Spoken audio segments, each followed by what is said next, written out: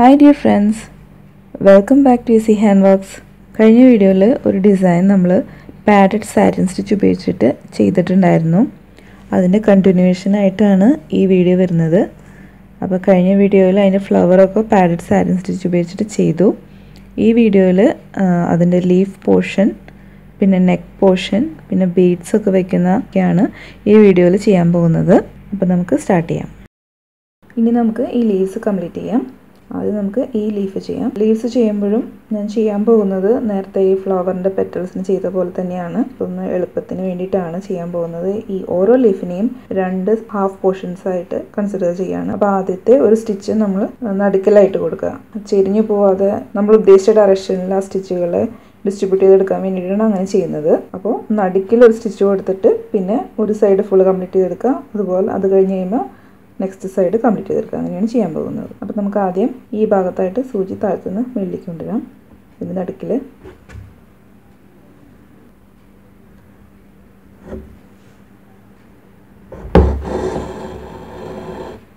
അത് കഴിഞ്ഞ് നേരെ നടുക്കിലായിട്ട് തന്നെ പാഡിങ് കഴിഞ്ഞ് പാഡിങ്ങിന് പുറത്തായിട്ട് സൂചി താഴ്ത്തിക്ക് കൊണ്ടുപോകാം.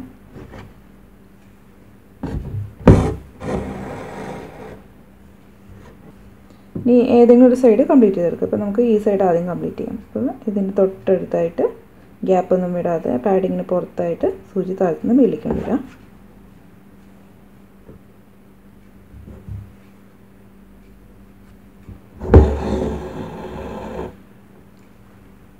എന്നിട്ട് മുൻപത്തെ സ്റ്റിച്ചിൻ്റെ തൊട്ടടുത്തായിട്ട് പാഡിങ്ങിന് പുറത്തായിട്ട് സൂചി താഴ്ത്തി കൊണ്ടുപോകാം.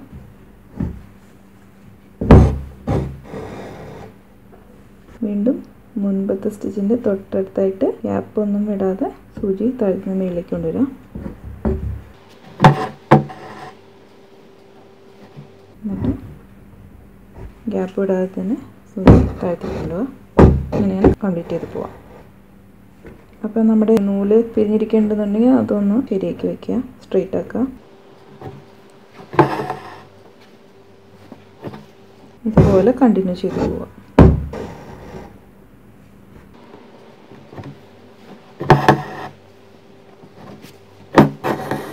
വേണമെങ്കിൽ ഇത്ര വരെ ചെയ്താൽ മതി ഈ സൈഡ്, അല്ല ഇനി ഒരു സ്റ്റിച്ചും കൂടെ ആവശ്യമുണ്ടെങ്കിൽ എടുക്കാം.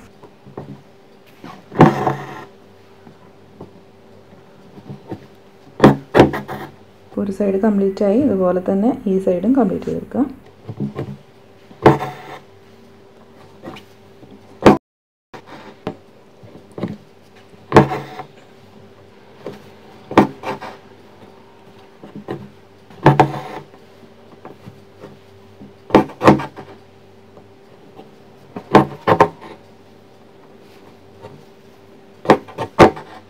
ഇത് ലാസ്റ്റ് സ്റ്റിച്ചാണ്.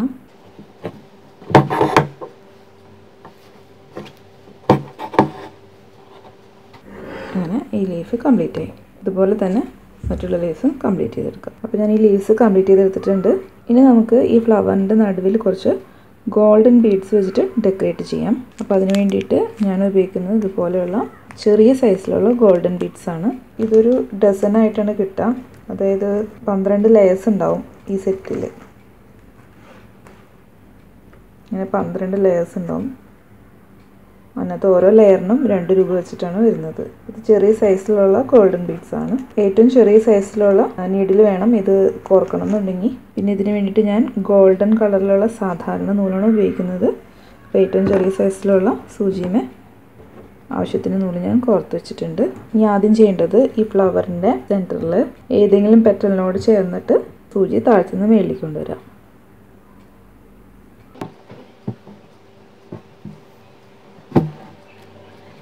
എന്നിട്ട് ഈ സൂചിയമേ ഒരു 6 മുത്താണ് ഞാൻ കോർക്കാൻ പോകുന്നത്.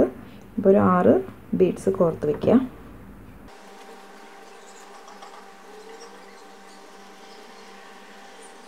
ഒന്ന്, 2, 3, 4, 5, 6. അങ്ങനെ 6 ബീഡ്സ് ഞാൻ കോർത്ത് വെച്ചിട്ടുണ്ട്. പിന്നെ നമുക്ക് ഒരു ബീഡും കൂടെ വേണം. ഇതിപ്പോൾ കോർക്കണ്ട, മാറ്റിവയ്ക്കാം. എന്നിട്ട് നമ്മൾ എവിടെയാണോ സൂചി താഴ്ത്തുനിന്ന് മേളിലേക്ക് കൊണ്ടുവന്നത് ഏകദേശം അതിൻ്റെ തൊട്ടടുത്തായിട്ട് സൂചി വീണ്ടും താഴ്ത്തി കൊണ്ടുപോകും.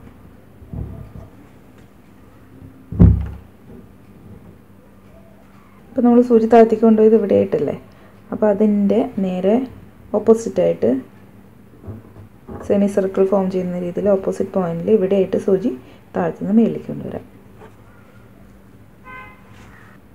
ഇവിടെ എന്നിട്ട് ഈ മുത്തുകളുടെ ഒരു വട്ടം ഫോം ചെയ്തേക്കുന്നത് അത് അതിൻ്റെ ഉള്ളിൽ കൂടെ കോർത്തെടുക്കാം.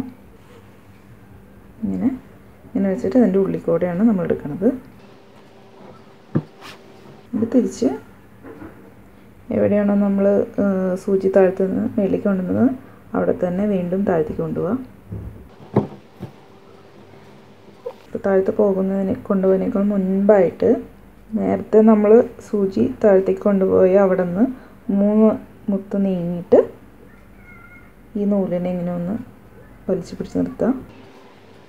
എന്നിട്ട് സൂചി താഴ്ത്തേക്ക് വലിക്കുക. അപ്പോൾ അത് കറക്റ്റ് നടുവിലായിട്ട് വരാൻ വേണ്ടിയിട്ടാണ്, 2 സൈഡിലേക്കും ഈക്വൽ ആവാൻ വേണ്ടിയിട്ടാണ് അങ്ങനെ ചെയ്യുന്നത്. ഇനി നമ്മൾ ഇവിടെയൊക്കെ നൂലെടുത്തിട്ട് അതിനൊന്ന് പ്രൊപ്പോർഷനേറ്റായിട്ട് നിർത്തും. ഒന്ന് ഫിക്സ് ചെയ്യാൻ വേണ്ടിയിട്ട് നമ്മൾ ഇവിടെ നിന്ന് സൂചി മേളിലേക്ക് കൊണ്ടുവന്നിട്ട് ഇതിനൊന്ന് പ്രൊപ്പോർഷനേറ്റായിട്ട് നിർത്താം.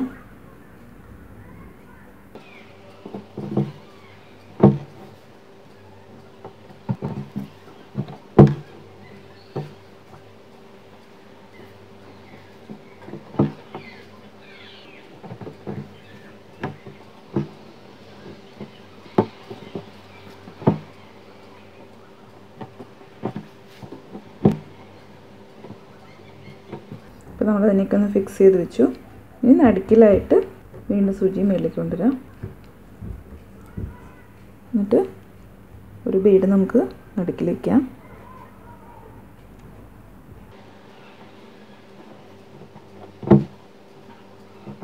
എവിടെ നിന്നാണോ വന്ന് അതിന് തൊട്ടടുത്തായിട്ട് സൂചി താഴ്ത്തി കൊണ്ടുപോകും.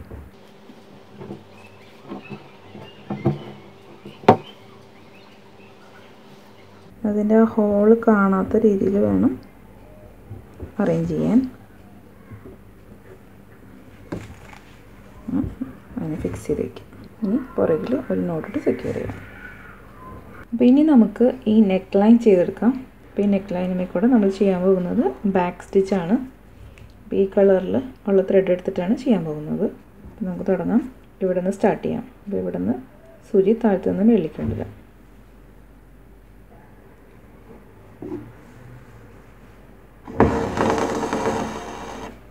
നമ്മൾ ഏത് സ്റ്റിച്ച് ലെങ്ത്താണോ ഉദ്ദേശിക്കുന്നത് അത്രയും ലെങ്ത്തിൽ ഗ്യാപ്പ് എടുത്തിട്ട് സൂചി താഴ്ത്തിക്ക് കൊണ്ടുപോകാം. അപ്പം നമ്മൾ നേരത്തെ എവിടെയൊക്കെ ചെയ്ത അതേ ലെങ്ത്തിൽ തന്നെ എടുക്കുന്നതായിരിക്കും കൂടുതൽ ഭംഗി. നമുക്ക് ആ ലെങ്ത്തിൽ തന്നെ എടുക്കാം.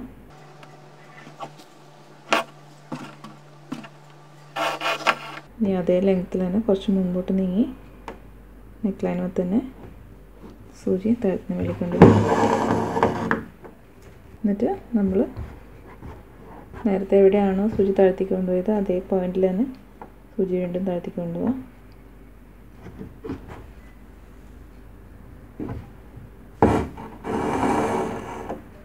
ഇനി അതേ ലെങ്ത്തിൽ തന്നെ ഒരു ഗ്യാപ്പ് വിട്ടിട്ട് സൂചി താഴ്ത്തുന്ന മേളിലേക്ക് കൊണ്ടുവരാം. നെക്ക് ലൈനുമായിട്ട് വീണ്ടും മുൻപ് എവിടെയാണോ സൂചി താഴ്ത്തിക്ക് കൊണ്ടുപോയത് അവിടെ തന്നെ വീണ്ടും താഴ്ത്തിക്ക് കൊണ്ടുപോകാം. ഇതുപോലെ ഫുള്ളും ചെയ്ത് കംപ്ലീറ്റ് ചെയ്തെടുക്കാം. അപ്പോൾ ഞാൻ ഇത് മൊത്തം കംപ്ലീറ്റ് ചെയ്തെടുത്തിട്ടുണ്ട്.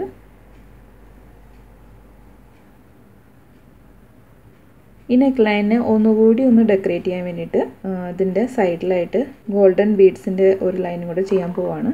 അപ്പോൾ അതിന് വേണ്ടിയിട്ട് ഏറ്റവും ചെറിയ സൈസിലുള്ള സൂചിയും നൂല് പുറത്ത് വെച്ചിട്ടുണ്ട്.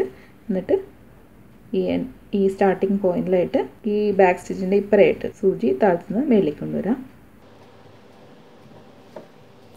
അപ്പം നമ്മളുടെ ഗോൾഡൻ മുത്തിൻ്റെ ഒരു സൈസ് എത്രയാണോ ഏകദേശം അതിൻ്റെ പകുതിയോളം ഗ്യാപ്പ് ഞാനിവിടെ നീക്കിയിട്ടാണ് ഞാൻ സൂചി താഴ്ത്തുന്ന മേളിലേക്ക് കൊണ്ടുവന്നേക്കുന്നത്. ഈ നൂല് കോർത്തതിന് ശേഷം ഒരു 5 മുത്തുകൾ ഈ നൂലുമേ കൂടെ കോർത്തെടുക്കാം.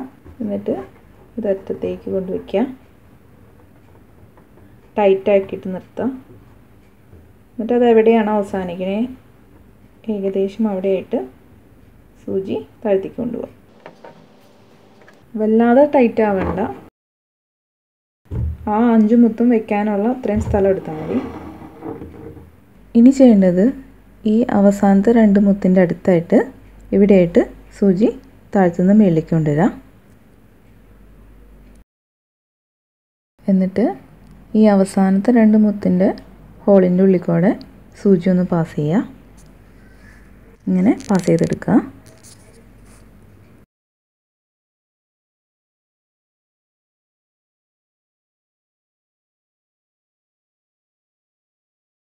അപ്പം നേരത്തെ നമ്മൾ നൂല് വലിച്ചത് ഒന്നും കൂടെ ഒന്ന് ടൈറ്റാക്കി നിർത്തിയതിന് ശേഷം ഈ 2 മുത്തിൻ്റെ ഉള്ളിൽ കൂടെ സൂചി ഒന്ന് പാസ് ചെയ്തെടുക്കുക.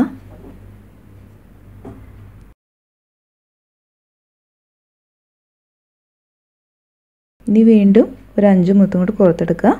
എന്നിട്ട് നമ്മൾ നേരത്തെ ചെയ്ത അതേ സ്റ്റെപ്പ് തന്നെ റിപ്പീറ്റ് ചെയ്ത് കണ്ടിന്യൂ ചെയ്ത് പോവാം. 5 മുത്തും കൂടെ കോർത്തിട്ടുണ്ട്. ഇനി ഇതിനെ നീക്കി മറ്റേതിൻ്റെ കൂടെ ഒരുമിച്ചാക്കി വയ്ക്കാം. എന്നിട്ട് ഇത് എവിടെയാണോ അവസാനിക്കണേ ഏകദേശം അവിടെ വെച്ചിട്ട് സൂചി താഴ്ത്തിക്കൊണ്ട് പോവാം. എന്നിട്ട് ഈ ലാസ്റ്റ് 2 മുത്ത് കഴിഞ്ഞിട്ട് ഉടനെയായിട്ട് സൂചി ഇവിടെയായിട്ട് താഴ്ത്തുന്ന മേളിലേക്ക് കൊണ്ടുവരാം.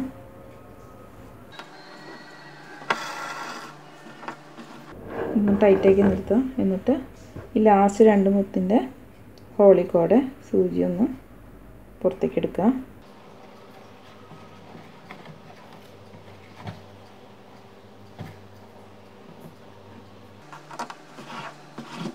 വീണ്ടും ഇതേപോലെ തന്നെ വീണ്ടും 5 മുത്തെടുത്ത് കോർക്കാം. അങ്ങനെ മുഴുവൻ കംപ്ലീറ്റ് ചെയ്തെടുക്കാം. അപ്പോൾ അങ്ങനെ നമ്മളുടെ ഡിസൈൻ കംപ്ലീറ്റ് ആയിട്ടുണ്ട്. ഞാനിത് ചെയ്തപ്പോൾ 5 മുത്ത് കോർത്തതിന് ശേഷം സൂചി അടിക്കോടെ എടുത്തിട്ട് വീണ്ടും ബാക്കിലേക്ക് 2 മുത്ത് ബാക്കിലേക്ക് വന്ന് സൂചി മേളിലേക്ക് എടുത്ത് ആ 2 മുത്തുമേ കൂടെ വീണ്ടും കോർത്തിട്ടാണ് അതിനുശേഷമാണ് പിന്നത്തെ 5 മുത്ത് കോർക്കുന്നത്. ഇത് ഇങ്ങനെ ചെയ്യേണ്ടത് എന്തിനാണെന്ന് വെച്ച് കഴിഞ്ഞാൽ അപ്പോൾ ഇത് ഒരു കണ്ടിന്യൂവേഷൻ ഉള്ള പോലെ പൊക്കോളും. അല്ലാന്നുണ്ടെങ്കിൽ പിന്നെ കോർക്കുന്ന 5 മുത്ത് അത് വേറിട്ട് നിൽക്കും, ഒരു ഭംഗി കുറവ് ഉണ്ടാവും. അതില്ലാതിരിക്കാനാണ് ഇങ്ങനെ നന്നായിട്ട് ഫിക്സായി നിൽക്കുകയും ചെയ്യും. അതിന് വേണ്ടിയിട്ടാണ് നമ്മളത് ബാക്കിലേക്ക് വീണ്ടും സൂചി കൊണ്ടുപോയിട്ട് വീണ്ടും ഒന്നും കൂടെ 2 എടുത്ത് കോർക്കുന്നത്.